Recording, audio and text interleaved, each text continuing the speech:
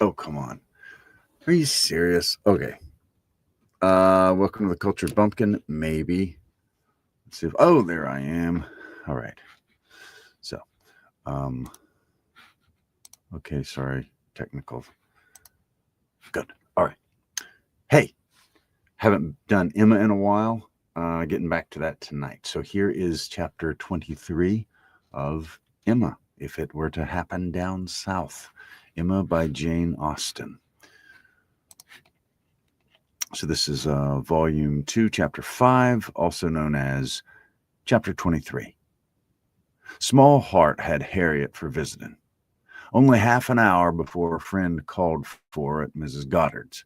Her evil stars had led her to the very spot where at that moment a trunk, directed by the Reverend Philip Elton, Whitehart, Bath, was to be seen under the operation of being lifted into the butcher's cart, which was to convey it to where the coaches passed, and everything in this world, except in that trunk and the direction, was consequently a blank.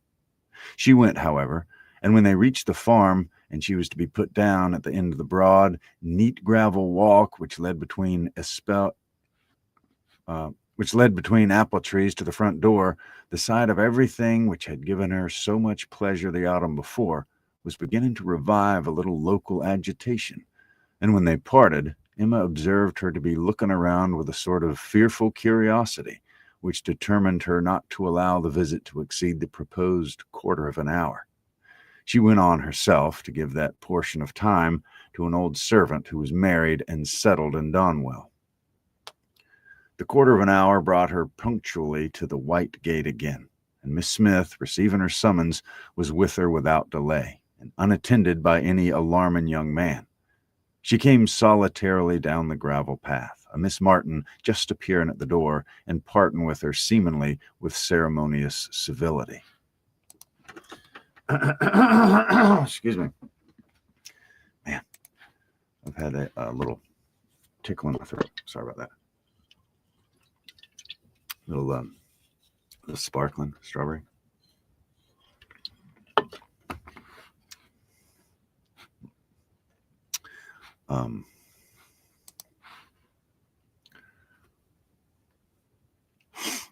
Harriet could not very soon give an intelligible account. She was feeling too much, but at last Emma collected her enough to understand the sort of meeting and the sort of pain it was creating. She had only seen Mrs. Martin and the two girls. She had seen only Mrs. Martin and the two girls. They had received her doubtingly, if not coolly, and nothing beyond the merest commonplace had been talked almost all the time, till just at last, when Mrs. Martin, saying all of a sudden that she thought Miss Smith was grown, had brought on a more interesting subject and a warmer manner. In that very room she had been measured last September with her two friends. They were the penciled marks and memorandums on the waistcoat, on the wainscot by the window. He had done it. They all seemed to remember the day, the hour, the party, the occasion, to feel the same consciousness, the same regrets, to be ready to return to the same good understanding, and they were just growing again like themselves. Harriet, as Emma must suspect, as ready as the best of them to be cordial and happy, when the carriage reappeared and all was over. The style of the visit and the shortness of it were then felt to be decisive. 14 minutes to be given to those with whom she had thankfully passed 6 weeks, not 6 months ago. Emma could not.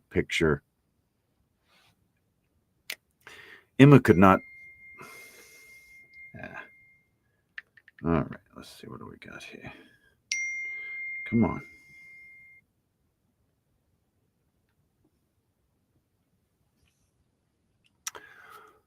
Emma could not but picture it all, and feel how justly they might resent, how naturally Harriet must suffer. It was a bad business. She would have given a great deal, or endured a great deal, to have had the Martins in a higher rank of life. They were so deserving that a little higher should have been enough. But as it was, how could she have done otherwise? Impossible. She could not repent. They must be separated. But there was a great deal of pain in the process. So much to herself at this time that she soon felt the necessity of a little consolation, and resolved on going home by way of Randall's to procure it. Her mind was quite sick of Mr. Elton and the Martins. The refreshment of Randall's was absolutely necessary. It was a good scheme, but on driving to the door, they heard that neither master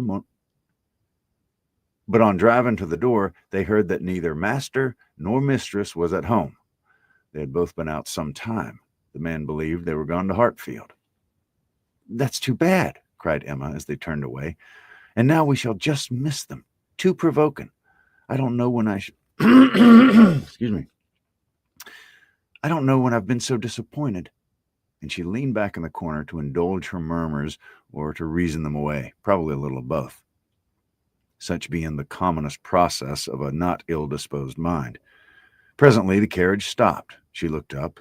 It was stopped by Mr. and Mrs. Weston, who were standing to speak to her. There was instant pleasure in the sight of them, and still greater pleasure was conveyed in sound, for Mr. Weston immediately accosted her with, "How do you do? How do you do? We've been sitting with your father. Glad to see him so well. Frank comes tomorrow. I had a letter this morning. We see him tomorrow by dinner time to a certainty. He's at Oxford today, and he comes for a whole fortnight. I knew it'd be so. If he had come at Christmas, he could not have stayed 3 days. I was always glad he didn't come at Christmas. Now we're going to have just the right weather for him. Fine, dry, settled weather. We shall enjoy him completely. Everything's turned out exactly as we could wish." There was no resisting such news, no possibility of avoiding the influence of such a happy face as Mr. Weston's, confirmed as it was by all the words and countenance of his wife, fewer and quieter, but not less to the purpose. To know that she thought his coming certain was enough to make Emma consider it so, and certainly did she rejoice in their joy. It was a most delightful reanimation of exhausted spirits. The worn-out past was sunk in the freshness of what was coming, and in the rapidity of half a moment's thought, she hoped Mr. Elton would now be talked of no more. Mr. Weston gave her the history of the engagements at Inscombe, which allowed his son to answer for having an entire fortnight at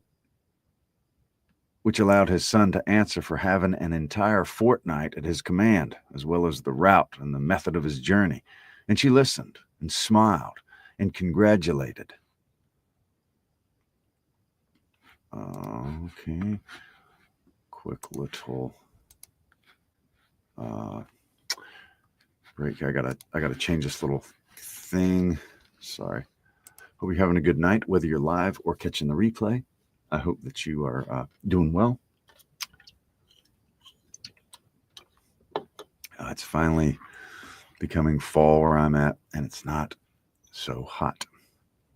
So that's been nice. So it's not always sort of sweltering here in the evening times. So I've been very thankful for that. Okay, got this one thing I got to change real quick on the dim, and okay, back to it. Wait, where? Okay. "I shall soon bring him over to Hartfield," said he at the conclusion. Emma could imagine she saw a touch of the arm at this speech from his wife. "We'd better move on, Mr. Weston," said she. "We're detaining the girls." Well, I'm ready," and turning again to Emma, "but you must not be expecting such a very fine young man. You've only had my account, you know. I dare say he's really nothing extraordinary," though his own sparkling eyes at the moment were speaking a very different conviction. Emma could look perfectly unconscious and innocent and answer in a manner that appropriated nothing. "Think of me tomorrow, my dear Emma, about 4 o'clock, was Mrs. Weston's parting injunction, spoken with some anxiety and meant only for her. 4 o'clock. Depend upon it, he'll be here by 3, was Mr. Weston's quick amendment, and so ended a most satisfactory meeting. Emma's spirits were mounted quite up to happiness. Everything wore a different air. James and his horses seemed not half so sluggish as before. When she looked at the hedges, she thought the elder at least must soon be coming out, and when she turned round to Harriet, she saw something like a look of spring, a tender smile even there.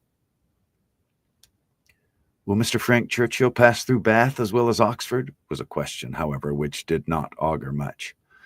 But neither geography nor tranquility could come all at once, and Emma was now in a humor to resolve that they should both come in time. The morning of the interesting day arrived, and Mrs. Weston's faithful pupil did not forget either at 10 or 11 or 12 o'clock that she was to think of her at 4. "My dear, dear, anxious friend," said she in mental soliloquy while walking downstairs from her own room, "always over careful for everybody's comfort but your own. I see you now in all your little fidgets, going again and again into his room to be sure all's right." The clock struck 12 as she passed through the hall. "'Tis 12. I shall not forget to think of you 4 hours hence, and by this time tomorrow, perhaps, or a little later, I may be thinking of the possibility of their calling here. I'm sure they'll bring him soon." She opened the parlor door and saw 2 gentlemen sitting with her father, Mr. Weston and his son. They had been arrived only a few minutes, and Mr. Weston had scarcely finished his explanation of Frank's being a day before his time, and her father was yet in the midst of his very civil welcome and congratulations when she appeared, to have their share of surprise, introduction, and pleasure. The Frank Churchill, so long talked of, so high in interest, was actually before her. He was presented to her, and she didn't think too much had been said in his praise. He was a very good-looking young man. Height, air, address, all were unexceptional, and his countenance had a great excuse me. And his countenance had a great deal of the spirit and liveliness of his father's, but he looked quick and sensible. She felt immediately that she should like him, and there was a well-bred ease of manner and readiness to talk which convinced her that he came intending to be acquainted with her, and that acquainted they soon must be. He had reached Randall's the evening before. She was pleased with the eagerness to arrive which made him alter his plan and travel earlier, later, and quicker than that he might gain half a day. "I told you yesterday," cried Mr. Weston with exultation. "I told you that he'd be here before the time named.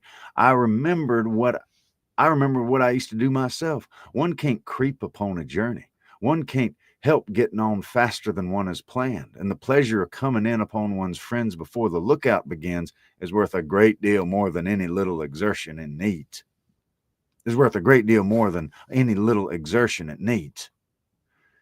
It's a great pleasure where one can indulge it," said the young man, "though there are not many houses that I should presume on so far, but in coming home I felt I might do anything." The word home made his father look on him with fresh complacency. Emma was directly sure that he knew how to make himself agreeable. The conviction was strengthened by what followed. He was very much pleased with Randall's, though it was a most admirably arranged house, would hardly allow it even to be very small, admired the situation, the walk to Highbury itself, Hartfield still more, and professed himself to have always felt the sort of interest in the country which none but one's own country gives, and the greatest curiosity to visit it. That he should never have been able to indulge so amiable a feeling before passed suspiciously through Emma's brain. But still, if it were a falsehood, it was a pleasant one, and pleasantly handled. His manner had no air of study or exaggeration. He did really look and speak as if in a state of no common enjoyment. Their subjects in general were such as belonged to an open acquaintance.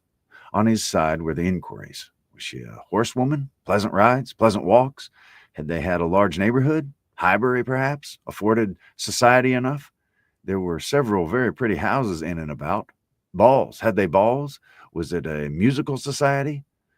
But when satisfied on all these points, and their acquaintance proportionately advanced, he contrived to find an opportunity, while their 2 fathers were engaged with each other, of introducing his mother-in-law and speaking of her with so much handsome praise, so much warm admiration, so much gratitude for the happiness she secured to his father, and her very kind reception of himself, as was an additional proof of his own knowing how to please, and of his certainly thinking it worthwhile to try and please her.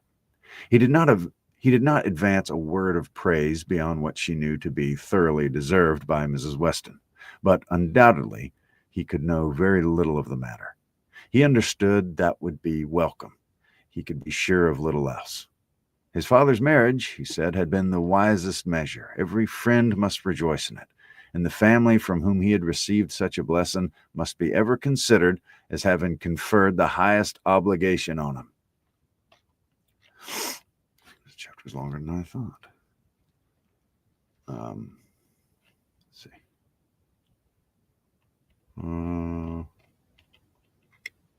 Okay.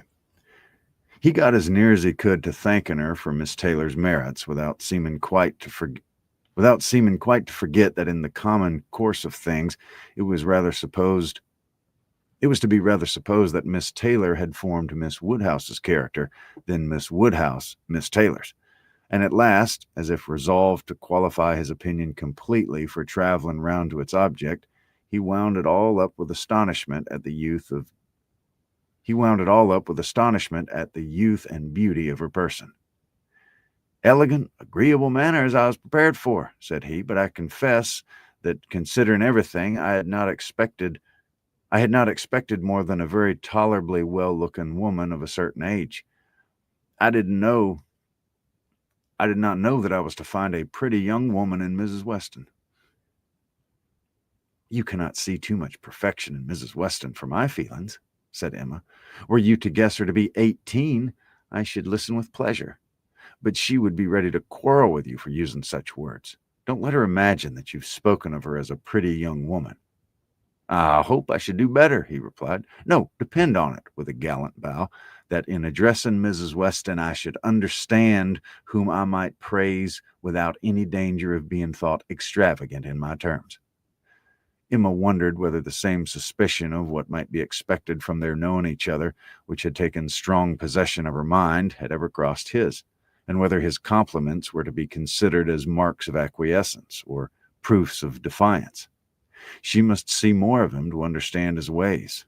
At present, she only felt they were agreeable. She had no doubt of what Mr. Weston was often thinking about. His quick eye she detected again and again glancing towards him with a happy expression, and even when he might have determined not to look, she was confident that he was often listening. Her own father's perfect exemption from any thought of the kind, the entire deficiency in him of all such sort of penetration or suspicion, was a most comfortable circumstance. Happily, he was not farther from approving matrimony than from seeing it. Though always objecting to every marriage that was arranged, he never suffered beforehand from the apprehension of any. It seemed as if he could not think so ill of any two persons understanding as to suppose they were meant to marry till it were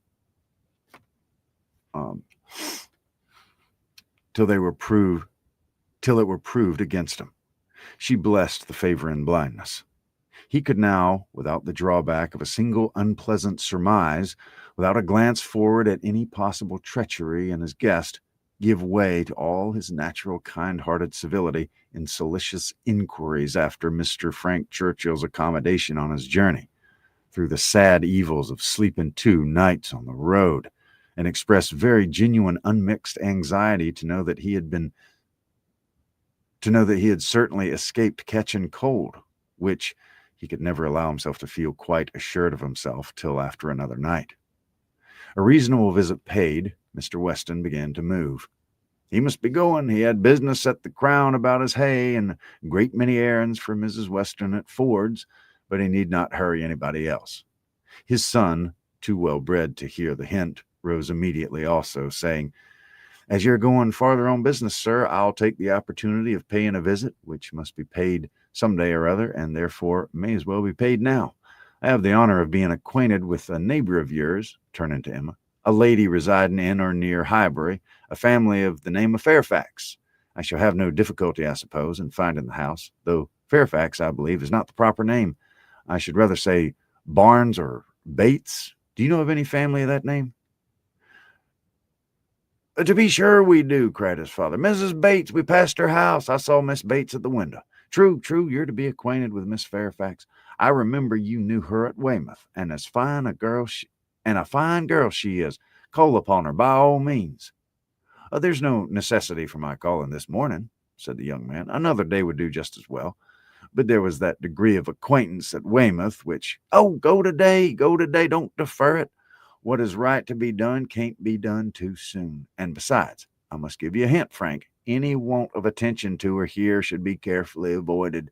You saw her with the Campbells, and when she was the equal of everybody she mixed with, but here she's with a poor old grandmother who has barely enough to live on. If you don't call early, it'll be a slight. The son looked convinced. I have heard her speak of the acquaintance, said Emma. She's a very elegant young woman. He agreed to it, but with so quiet a yes as inclined her almost to doubt his real concurrence. And yet there must be a very distinct sort of elegance for the fashionable world if Jane Fairfax could be thought only ordinarily gifted with it.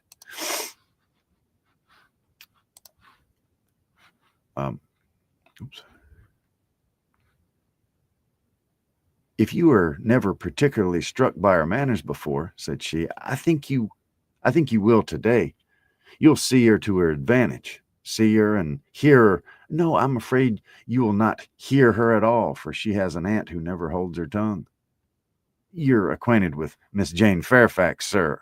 Oh, you're acquainted with Miss Jane Fairfax, sir, are you? Said Mr. Woodhouse, always the last to make his way in conversation. Then give me leave to assure you that you will find her a very agreeable young lady. She's staying here on a visit to her grandmama and aunt, very worthy people. I have known them all my life.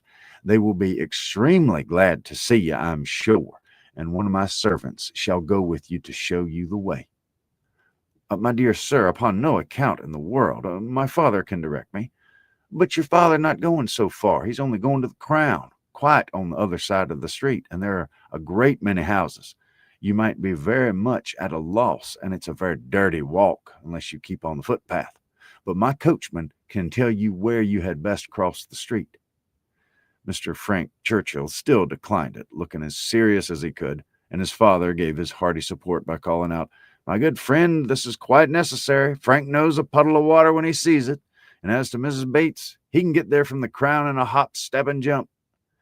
They were permitted to go alone, and with a cordial nod from one and a graceful bow from the other, the two gentlemen took leave.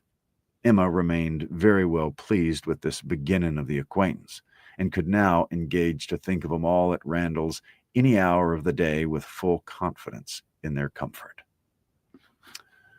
That is the end of chapter 23. Thank you very much for watching. Hope you'll subscribe if you haven't already. If you like classic literature, this is a place for you.